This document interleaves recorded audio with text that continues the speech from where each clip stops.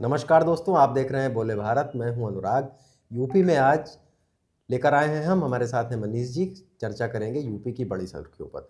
शुरुआत करते हैं शंकराचार्य के स्नान के प्रकरण से। मनीष जी, इसमें क्या नया अपडेट है? बसंत पंचमी का त्यौहार पूरे देश भर में मनाया जा रहा है और महाकुंभ मेले के दौरान बसंत पंचमी भी एक महास्नान माना जाता है। और माघ मेले में भी, जबकि कुंभ प्रयागराज में नहीं है, माघ मेला चल रहा है, तब भी ये स्नान की एक बड़ी तिथि होती है। लेकिन जिस तरीके से स्वामी अविमुक्तेश्वरानंद को मौनी अमावस्या के दिन स्नान करने से वो वंचित रह गए, वो उन्होंने ऐलान किया है कि वो आज भी स्नान नहीं करेंगे। तो कुल मिला के वो बनारस से चल के प्रयागराज आए स्नान के लिए, लेकिन वो न तो मौनी अमावस्या का स्नान कर पाए और न ही बसंत पंचमी का स्नान कर पाए, क्योंकि वहां पर कुछ दूसरा ही खेल होने लगा। दूसरा ही ईगो की बात, स्नान के बजाय घमासान हो गया है। स्नान के अलावा घमासान हो गया। और सबसे बड़ी बात यह है कि इसमें धार्मिक कार्यों से इतर इंसान बड़ा हो गया है। कौन बड़ा कौन छोटा, इसका बड़ा हो गया है। इसकी जंग चल इसमें बड़ा हो गया है। और उन्होंने कहा है कि पहले मेरा प्रशासन मौनी अमावस्या का स्नान तो कराए। कुछ और संतों के भी बयान आए हैं मनीष जी इसमें। अब अनिरुद्धाचार्य जो कथावाचक हैं, उन्होंने कहा है कि प्रशासन को तत्काल माफी मांग के मामले को खत्म करना चाहिए।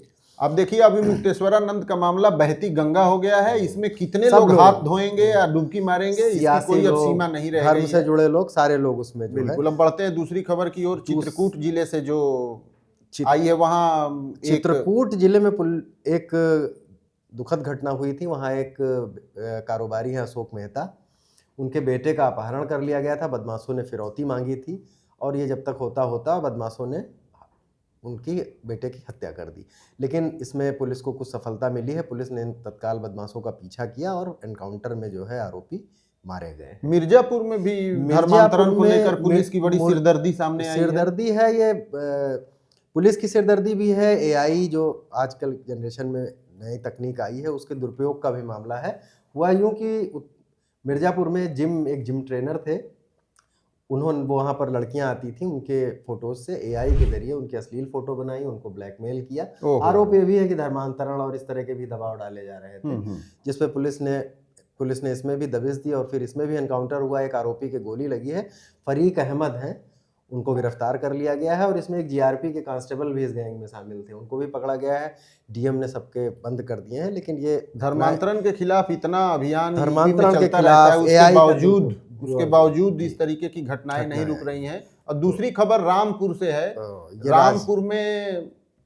रामपुर मतलब आजम खान कभी हुआ करता था, हालांकि अब उसमें बहुत बदलाव आ गया है। आजम खान ने अपने ही ट्रस्ट जौहर अली ट्रस्ट से इस्तीफा दे दिया है, किनारा कर लिया है। उन्होंने ही नहीं, उनकी पत्नी तंजीन फातिमा ने और उनके बेटे अब्दुल्ला ने भी उससे इस्तीफा दे दिया है। और इसका मतलब यही है कि आजम खान पे लगातार कानूनी शिकंजा कसा हुआ है। वो मुश्किल से जेल से निकल पाते हैं और फिर जेल चले जाते हैं। तो इसमें माना यही जा रहा है कि इन बहुत सारे कानूनी पचड़ों से बचने के लिए उन्होंने ऐसा किया है। हालांकि उनके ट्रस्ट का अभी जो है जिम्मेदारी उनके परिवार में ही है। उनकी बहन निकहत अफलाक है, वो अब ट्रस्ट की मुखिया होंगी। उनके बेटे को भी एक महत्वपूर्ण जिम्मेदारी दी गई है। ट्रस्ट घर का हो तो चाहे कोई आए कोई जाए, कोई फर्क नहीं पड़ता। हुकूमत उसमें उसी की रहती है जिसने उसका निर्माण किया होता है, जिसे बनाया होता है, जो परिवार का मुखिया होता है। कुछ कागजों में बचने के लिए आजम खान ने ऐसा किया होगा। हालांकि हुकूमत उस ट्रस्ट पर आजम खान की बनी हुई होगी। बिल्कुल। मौसम भी यूपी में बदल गया है। पश्चिमी यूपी में 22 जनवरी की देर रात से हल्की बूंदाबांदी और बारिश शुरू हो गई है। थोड़ा और बिगड़ सकता है पश्चिमी यूपी में मौसम, अनुराग, क्योंकि मौसम विभाग ने पहले ही अनुमान लगाया था कि पश्चिमी यूपी में 23 जनवरी को न सिर्फ बारिश होगी बल्कि ओलावृष्टि भी होगी। तो वो भी देखने को मिल सकती है। और धीरे धीरे ये दौर अब सेंट्रल और पूर्वी यूपी की तरफ भी बढ़ रहा है। लखनऊ में हमने देखा कि किस तरीके से हवाएं चलनी शुरू हो गई हैं। और हो सकता है कि कुछ घंटों बाद या इधर भी बारिश होने लगे।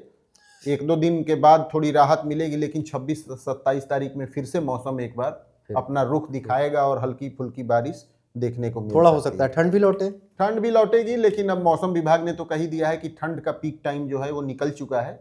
लेकिन जो तेज धूप से लोगों को ऐसा लगने लगा था कि गर्मी आ जाएगी, उसके एहसास में कमी होगी। कुछ दिन और ये नोएडा की डीएम के मामले में भी थोड़ी चर्चा कर लीजिए। पूरे प्रदेश में यदि किसी अफसर की सबसे ज्यादा चर्चा हो रही है तो वो नोएडा की डीएम मेधा रूपम की चर्चा हो रही है। इसलिए चर्चा हो रही है क्योंकि नोएडा के कई सारे बड़े अफसरों पर कार्रवाई की गई, नोएडा के सीईओ हटाए गए, तमाम दूसरे छोटे अफसर हटाए जो वो गए, इंजीनियर डूब के मर गए। कई बिल्डर भी उसमें गिरफ्तार हुए। वहां पर एक निर्माणाधीन जो इमारत थी जिसके बेसमेंट के लिए खुदाई की गई थी और उसके पानी में डूब के एक सॉफ्टवेयर इंजीनियर की मौत हो गई। इस मामले में पूरा प्रदेश उबल रहा है, लेकिन मेधा रूपम को लेकर सोशल मीडिया में बहुत तेजी से ये बात और डिबेट चल पड़ी है कि इन पर कार्रवाई क्यों नहीं। हाँ, ये कहा जा रहा है कि वो हादसे के 2-3 दिन बाद तक वहां नहीं पहुंची। सबसे बड़ी बात यह है कि उनकी पारिवारिक पृष्ठभूमि और उनकी अब तक रही पोस्टिंग भी इस मामले को और हवा दे रही है। वो मुख्य चुनाव आयुक्त ज्ञानेश कुमार की बेटी हैं। मेधा रूपम की कितनी इंपॉर्टेंट पोस्टिंग यूपी में रही है, इस बात का अंदाजा इससे भी लगा सकते हैं कि प्रदेश की सबसे मलाईदार जगह, इसको इंपॉर्टेंट भी कह सकते हैं, राजनीतिक हलकों में मलाईदार कहा जाता है। नोएडा की वो डीएम है, ट्रैक हम मलाईदार भी कह सकते हैं। नोएडा की वो डीएम है, उनके पति मनीष बंसल सहारनपुर के डीएम है।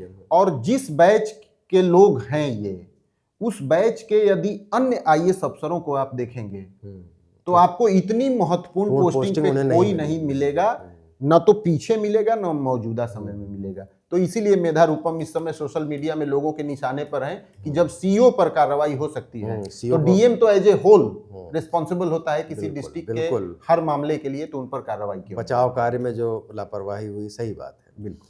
तो यूपी में आज यहीं तक, कल फिर मिलेंगे नई सुर्खियों के साथ। धन्यवाद, नमस्कार।